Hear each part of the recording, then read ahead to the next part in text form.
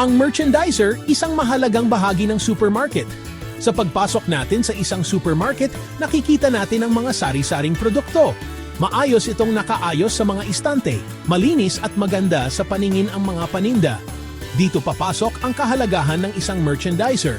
Sila ang nagbigay buhay sa loob ng supermarket. Sa kanilang mga kamay, nakasalalay ang maayos na pagpapakita ng mga produkto. Ang kanilang trabaho ay mahalaga upang maengganyo ang mga mamimili na bumili. Ang isang magaling na merchandiser ay may mata para sa detalye.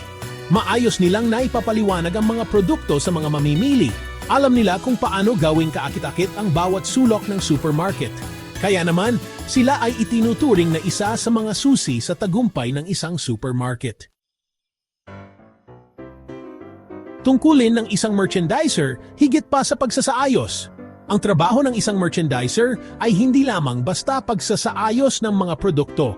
Kailangan nilang siguraduhin na ang mga produkto ay nasa tamang lugar. Dapat ding tingnan ang expiration date ng mga ito. Ang mga lumang produkto ay dapat nang tanggalin sa istante. Kailangan din nilang lagyan ng price tag ang bawat produkto. Bukod dito, kailangan din nilang mag-inventory ng mga produkto. Kailangan nilang malaman kung ano ang mga produktong mabenta at hindi. Dapat din nilang i-monitor ang stock ng mga produkto. Kapag malapit nang maubos ang isang produkto, kailangan nilang mag-request sa supplier. Ang tamang ayos making tulong isang halimbawa. Isipin natin ang isang supermarket na nagbebenta ng mga sariwang prutas. Kung ang mga prutas ay hindi maayos ang pagkaka-display, hindi ito magiging kaakit-akit sa mga mamimili. Ngunit kung ang mga prutas ay maayos na nakasalansan at nakabukod ayon sa klase, mas magiging maganda ito sa paningin at mas mamomotivate ang mga mamimili na bumili. Maaring maglagay ng mga prutas na madaling mahinog sa harapan. Ang mga prutas naman na mas matagal masira ay maaring ilagay sa likod. Sa ganitong paraan, mas mabilis maibenta ang mga prutas at maiwasan ang paggalugi. Pakikipag-ugnayan para sa tagumpay, customer at supplier. Mahalagang bahagi rin ng trabaho ng isang merchandiser ang pakikipag-ugnayan sa mga customer. Kailangan nilang maging magiliw at handang tumulong sa mga mamimili. Kapag may hinahanap ang isang mamimili, dapat nilang ituro ang tamang lokasyon nito. Kailangan din nilang sagutin ang mga tanong ng mga mamimili tungkol sa produkto.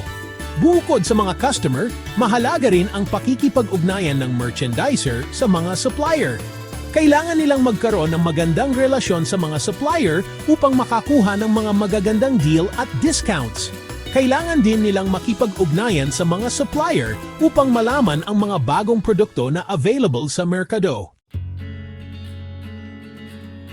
Nais mo bang maging merchandiser? Mga tips para sa iyo. Kung interesado kang maging isang merchandiser, narito ang ilang tips para sa iyo. Una, mahalagang maging masipag at masigasig sa trabaho. Dapat kang handang magtrabaho ng mahabang oras at handang matuto ng mga bagong bagay. Pangawala, kailangan mong maging malikhain at maabilidad. Dapat marunong kang mag-isip ng mga paraan upang mas maging kaakit-akit ang mga produkto sa paningin ng mga mamimili. Pangatlo, mahalagang magkaroon ka ng magandang pakikipag-ugnayan sa mga tao. Kailangan mong maging magiliw at matulungin sa mga customer. At panghuli, dapat ay mayroon kang passion sa trabaho. Kung mahal mo ang iyong ginagawa, mas magiging madali para sa iyo na maging isang magaling na merchandiser.